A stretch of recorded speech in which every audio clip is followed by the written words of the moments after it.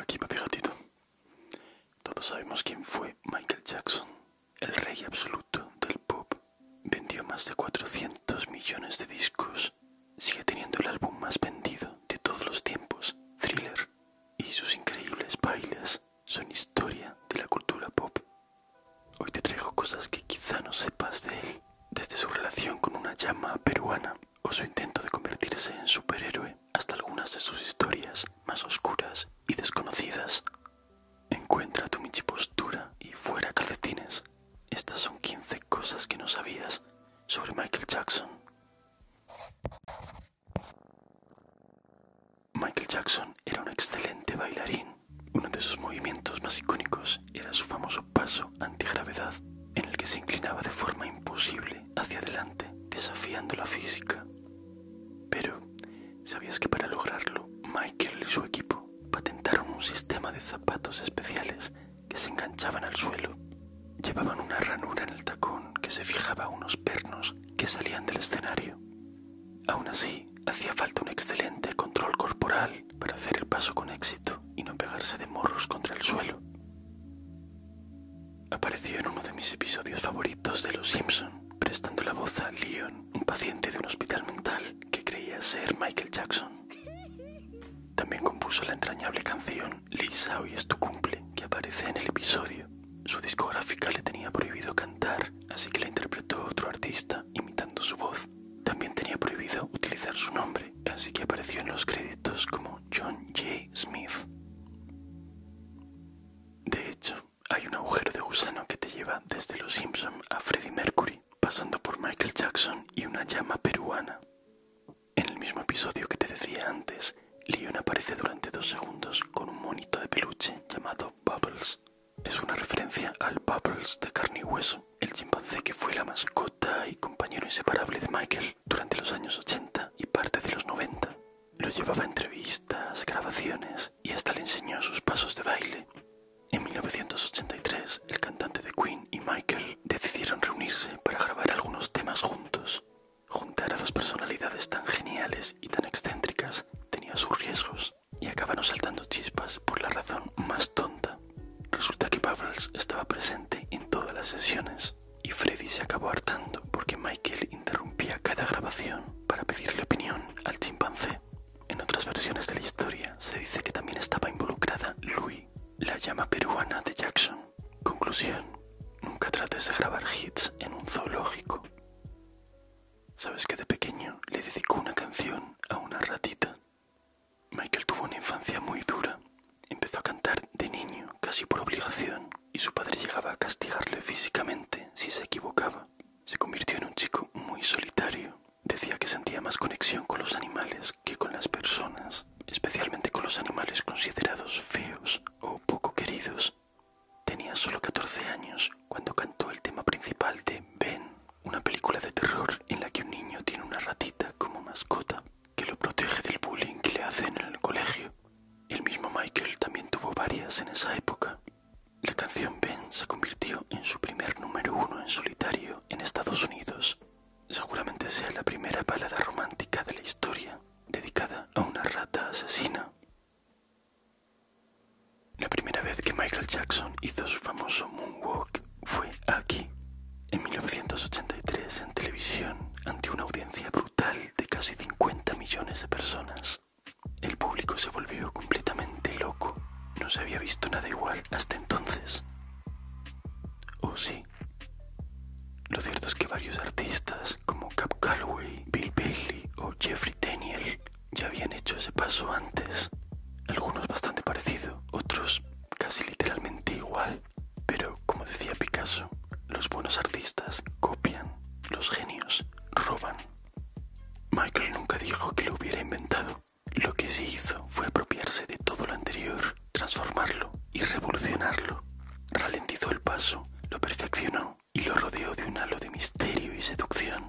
Se robó el show y robó el moonwalk, haciendo que pasara a la historia como un icono legendario de la cultura pop. ¿Sabes que Michael Jackson estuvo a punto de convertirse en Spider-Man? A finales de los 90, cuando Marvel estaba en bancarrota, Michael intentó comprarla. Y no era por invertir en cómics. Quería interpretar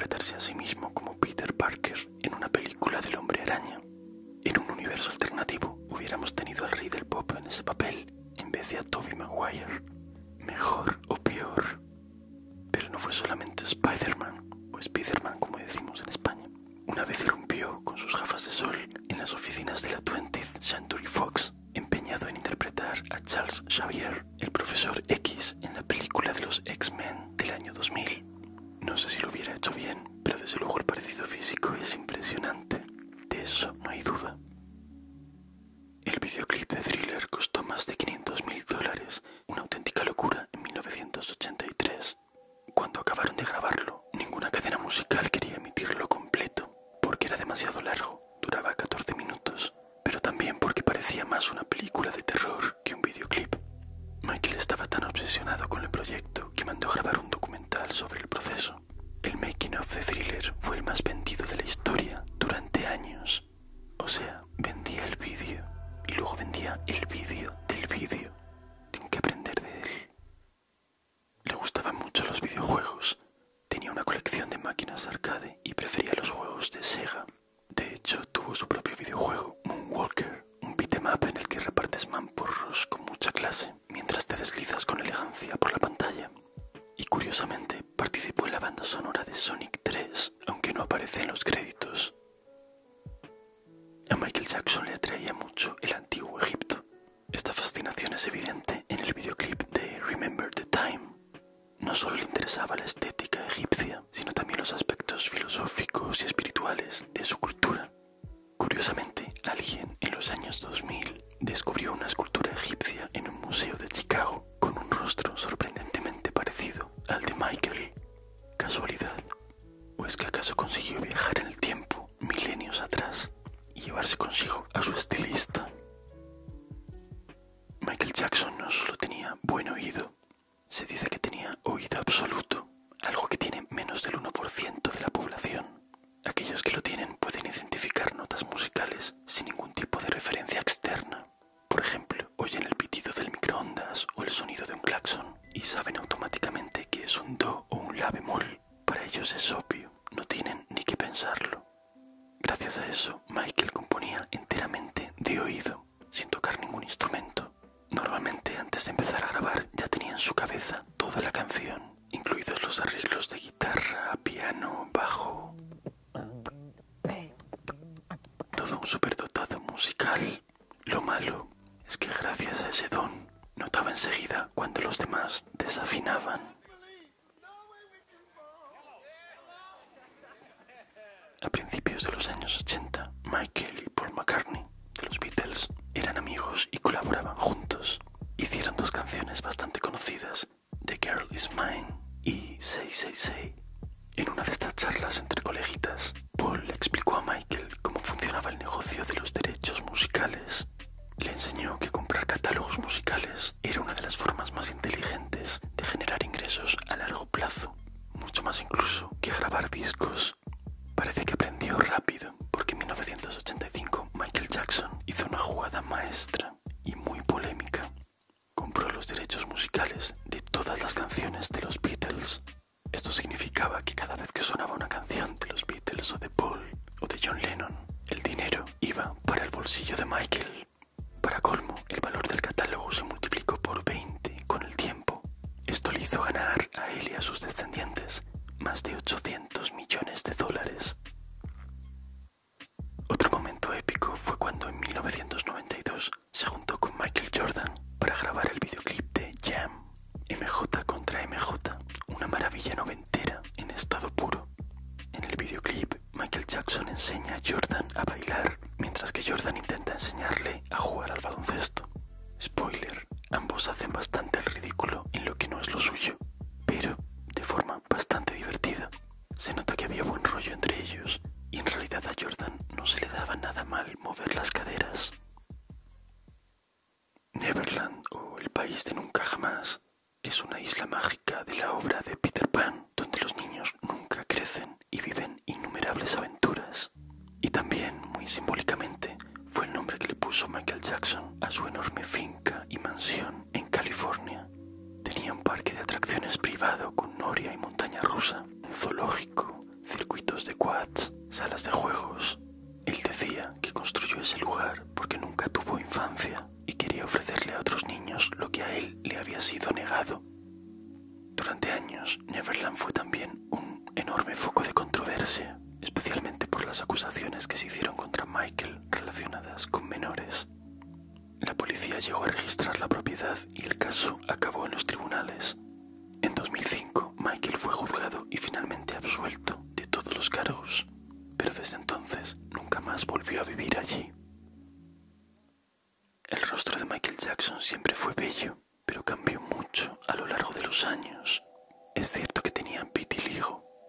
de la piel que le hacía perder la pigmentación y volverse cada vez más blanco. Pero además se operó la cara muchas veces. Creció siendo ridiculizado por su nariz, por lo que seguramente sufría un trastorno dismórfico. Es decir, no podía dejar de ver supuestos defectos en su rostro. Acabó tan irreconocible tras tantos pasos por el quirófano que se creó un meme creepypasta en torno a él, el llamado Ayuwoki. Inquietante y bastante triste. Pero además Michael se identificaba profundamente con Peter Pan, ese niño que nunca crece, del que te hablaba antes. Lo decía él mismo, tenía estatuas de Peter Pan en Neverland y lo usaba como metáfora de su deseo de escapar del mundo adulto y mantener una infancia eterna, la que nunca tuvo, por lo que muchos creen que también quería parecerse físicamente a él y tener una apariencia casi mágica, ser un personaje de un cuento más que una persona de carne y hueso. ¿Sabes que Michael Jackson llegó a tener 4 álbumes en el top 5 al mismo tiempo? Unas semanas después de su muerte, el 25 de junio de 2009, los fans seguían comprando su música en masa. El 12 de julio de ese mismo año, el recopilatorio The Essential alcanzó el número 1 en las listas de ventas. Al mismo tiempo, Off the Wall estaba en el número 3, Thriller en el 4 y The Motown Years ocupaba el número 5.